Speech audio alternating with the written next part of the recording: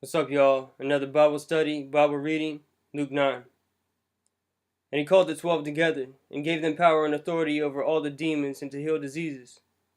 And he sent them out to proclaim the kingdom of God and to perform healing. And he said to them, Take nothing for your journey, neither a staff, nor a bag, nor bread, nor money, and do not even have 2 tunics apiece. Whatever house you enter, stay there until you leave that city. And for those who do not receive you, as you go out of that city, shake the dust off your feet as a testimony against them. So if you're proclaiming the gospel, if you're really working for God and you trust God, He's going to provide for you.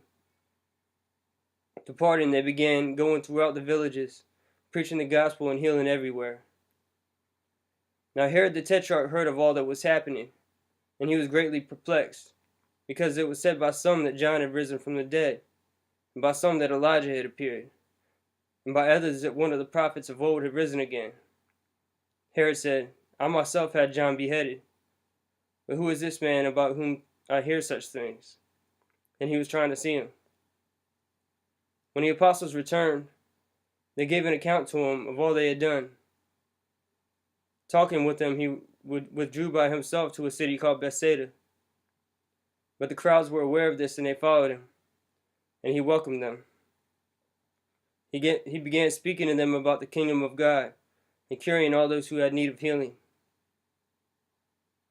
Now the day was ending, and the 12 came to him and said, Send the crowds away, so that they can go into the surrounding villages and countryside, and find lodging and get something to eat, for we are here in a desolate place.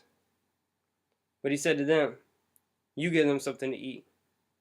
And they said, We have no more than 5 loaves and 2 fish, unless perhaps we go and buy food for all these people, for there are about 5,000 men. And he said to his disciples, Have them sit down to eat in groups of about 50 each. They did so, and had them all sit down. And then he took the 5 loaves and the 2 fish, and looking up to heaven, he blessed them, and broke them, and kept giving them to his disciples to set before the people. And they all ate and were satisfied. And the broken pieces which they had left over were picked up, 12 baskets full. Now the 5 loaves, bread represents teaching, represents doctrine. And Jesus taught the Torah, the first 5 books of the Bible. And that's God's doctrine. So I believe the 5 loaves represent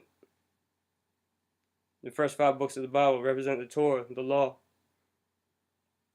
The 2 fish, the apostles were called fishers of men. We as believers are fishers of men. I think the 2 represents the 2,000 years from Jesus' time to about our time, which we'll be fishing for men. Some people interpret that as the 2 representing the 2 houses of Israel, which that may be. The 5,000, that one's a little more difficult. But if you go back to Deuteronomy, God said, I keep covenant and loving kindness for those who love me and keep my commandments, the first 5 books of the Bible, to 1,000 generations. 1,000 times 5 is 5,000. And the 12 baskets that they picked up, gathered up in the end, that's going to represent the 12 tribes of Israel, which are going to be gathered back together in the end. And it happened that while he was praying alone, the disciples were with him, and he questioned them, saying, Who do the people say that I am? They answered and said, John the Baptist, and others say Elijah, but others that one of the prophets of old is risen again. And he said to them, But who do you say that I am? And Peter answered and said, The Christ of God. But he warned them and instructed them not to tell this to anyone, saying, The Son of Man must suffer many things, and be rejected by the elders and chief priests and scribes, and be killed and raised up on the third day. And he was saying to them all, if anyone wishes to come after me, he must deny himself and take up his cross daily and follow me.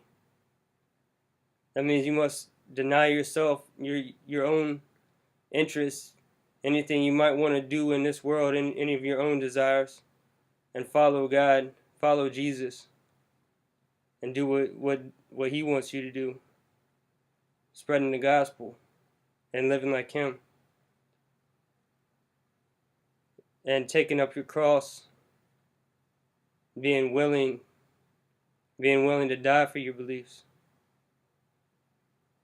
For whoever wishes to save his life will lose it. But whoever loses his life for my sake, he is the one who will save it. For what is a man profited if he gains the whole world and loses or forfeits himself or his soul? For whoever is ashamed of me and my words, the Son of Man will be ashamed of him when he comes in his glory, in the glory of the Father and of the holy angels. So if you're ashamed of Jesus, you're ashamed to be a Christian, you're afraid of what other people think, Jesus is going to be ashamed of you when he comes back.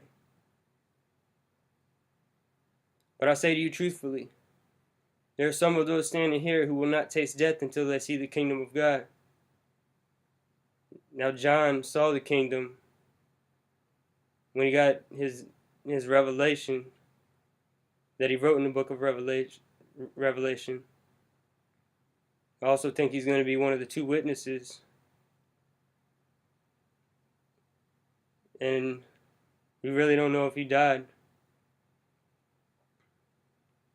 Some 8 days after these sayings, he took along Peter, John, and James, and went up on the mountain to pray. And while he was praying, the appearance of his face became different, and his clothing became white and gleaming. And behold, 2 men were talking with him, and they were Moses and Elijah, who appearing in glory were speaking of his departure, which he was about to accomplish at Jerusalem. Now Peter and his companions had been overcome with sleep, but when they were fully awake, they saw his glory, and the 2 men standing with him. And as these were leaving him, Peter said to Jesus, Master, it is good for us to be here. Let us make 3 tabernacles, one for you, one for Moses, and one for Elijah, not realizing what he was saying. Now it may have been the Feast of Tabernacles during that time. That might have been why he said that. While he was saying this, a cloud formed and began to overshadow them, and they were afraid as they entered the cloud. Then a voice came out of the cloud saying, This is my son, my chosen one. Listen to him. And when the voice had spoken, Jesus was found alone. And they kept silent and reported to no one in those days any of the things which they had seen. On the next day, when they came down from the mountain, a large crowd met him. And a man from the crowd shouted, saying, Teacher, I beg you to look at my son, for he is my only boy. And a spirit seizes him, and he suddenly screams, and it throws him into a convulsion with foaming at the mouth, and only with difficulty does it leave him, mauling him as it leaves. I begged your disciples to cast it out, and they could not. Jesus answered and said, You unbelieving and perverted generation, how long shall I be with you and put up with you? Bring your son here. While he was still approaching, the demon slammed him to the ground and threw him into a convulsion. But Jesus rebuked the unclean spirit and healed the boy and gave him back to his father. And they were all amazed at the greatness of God. But while everyone was marveling at all that he was doing, he said to his disciples, Let these words sink into your ears, for the Son of Man is going to be delivered into the hands of men. But they didn't understand this statement, and it was concealed from them so they would not perceive it, and they were afraid to ask him about this statement. An argument started among them as to which of them might be the greatest. But Jesus, knowing what they were thinking in their heart, took a child and stood him by his side and said, Whoever receives this child in my name receives me, and whoever receives me receives him who sent me. For the one who is least among you is the one who will be great. I use the child as an example, as being least, because the child is humble and doesn't want to be better than everyone else. John answered and said, Master, we saw someone casting out demons in your name, and we tried to prevent him because he doesn't follow with us. But Jesus said to him, do not hinder him, for he who is not against you is for you. When the days were approaching for his ascension, he was determined to go up to Jerusalem, and he sent messengers on ahead of him.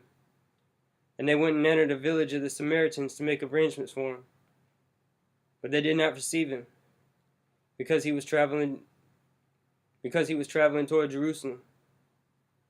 When his disciples James and John saw this, they said, Lord, do you want us to command fire to come down from heaven and consume them? But he turned and rebuked them and said, you do not know what kind of spirit you are of, for the Son of Man did not come to destroy men's lives, but to save them. And they went on to another village.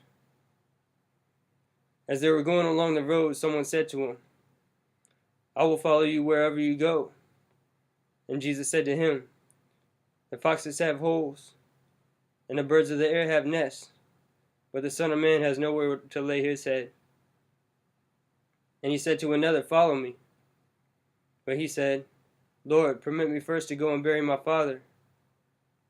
But he said to him, allow the dead to bury their own dead.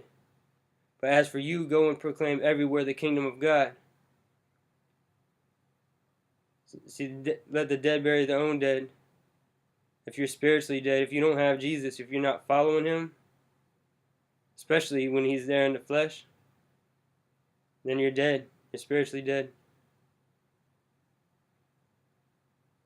Another said, I will follow you, Lord, but first permit me to say goodbye to those at home. You see, people, these examples are an example of people that say they will follow Jesus, that say they want to follow God, and say they follow Jesus, but they're caught up with things in life, things of this world, and that they want to go do that first and put Jesus on the back burner. But Jesus said to him, no one after putting his hand at the plow and looking back is fit for the kingdom of God. So once you start believing and you turn away, you're not fit for the kingdom of God. Once you start proclaiming the gospel and you quit and you fall away, you're not fit for the kingdom of God. That's the end of chapter 9. God bless you guys.